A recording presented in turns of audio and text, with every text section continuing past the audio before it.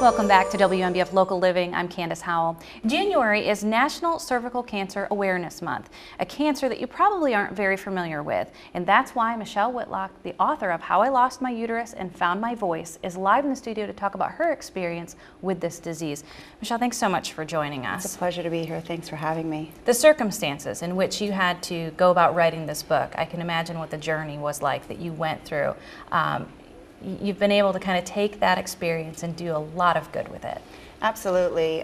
It was a world I was thrust into 10 years ago. Nobody thinks that I'm going to be the girl with cancer. I was 26 years old when I learned that I had cancer, and doctors wanted me to have a radical hysterectomy and give up my uterus, and I had no biological children. So that's what really motivated me to get involved, because no woman should ever hear those words. It's a preventable cancer. And so, with that being said, what are the things that women should be thinking about?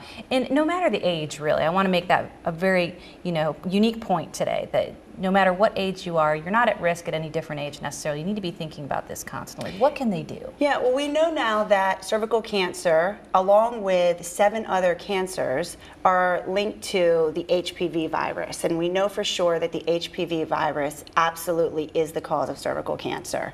And there are over 80% of sexually active adults will have HPV at some time in their life. In fact, there's over 20 million people living with HPV in the United States today. So there's really 3 things people need to know. Go to your healthcare provider annually and make sure that you're staying up with those.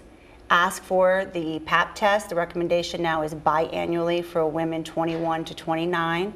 If you're over 30, it's still biannually with a Pap test or with an HPV test, unless you've had 3 consecutive normal tests, and then they move it to every 3rd year. And the last thing is really vaccinate our children.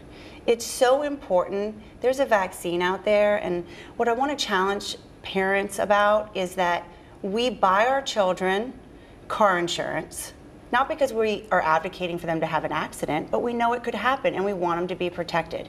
We put seatbelts on them. So no one wants your child to be sexually active, and just because you vaccinate them doesn't mean they're going to. But at some point, they're a human being. They will engage in some sort of sexual contact, and that's what puts them at risk for HPV. And nobody phones home for permission. So vaccinate your child early. You can start vaccinating at the age of 9, both boys and girls. And this is for the HPV? For the HPV vaccine. Because I don't think a lot of people realize until they have an issue that you can actually be vaccinated for that. And I think the gynecologists are now starting to talk about that, but yes. We're not just talking, we're talking both sexes here. Absolutely both sexes, because again, HPV has now been tied to 7 cancers, including lung cancer, which we traditionally always thought was just smoke related. So it's really important that we vaccinate and that we stay up with our annual appointments and that we start talking about it. There's a movement of a negative feeling about cervical cancer, and it's linked to HPV. And the truth is, with as many of us that have it, we've got to talk about it. We got to come out of the closets, because what really inspired me to write was the fact that when I'd share my story, every woman I talked to was like, well, this time when I was at the OBGYN, or I had this abnormal Pap, and we all have those stories. Yeah. We're not always comfortable sharing them until somebody shares first. And so I thought I'd write my story and I'd share it in hopes of inspiring every other woman to share her story, talk about our sexual health, talk about how to protect ourselves and be our own advocates. Well, and the ramifications of not thinking about this and putting it in the forefront, they're pretty severe, and you obviously go into that in the book. I want our viewers to know where to get your book, so they can go Amazon. They can Amazon has it, Barnes & Nobles has it, iUniverse also has it, and they can also visit my website, which is www.michelleleewhitlock.com. And so in the book, real quick before we go, some things that you share with the audience that you think are rather shocking that may entice them to read this book. I share a lot of things that are very enticing. By her smile, I know it's got to be good. The style of the book is very much, it reads sort of like chick lit. It's two girlfriends over a glass of wine or a cup of coffee, sharing intimate details. I tell the story of learning to have sex again after cancer.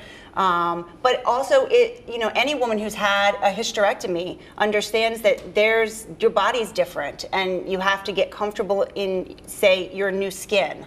So I talk about that very openly. I talk about preserving fertility because I lost my ability to create a baby. And that's what women everywhere need to know. Cervical cancer doesn't just kill, it robs women of their fertility. God-given right to bear children. So my daughter was born with the help of a gestational carrier, a form of surrogacy. And I talk about that. So and much I dish good the stuff. dirt. She dishes the dirt, folks, so make sure you get involved and check out her book. Michelle, thanks so much for joining us. And we want to remind you that it is National Cervical Cancer Awareness Month this month in January. So if you can, get out there, grab one of her books, and do what you can to become educated on the issue.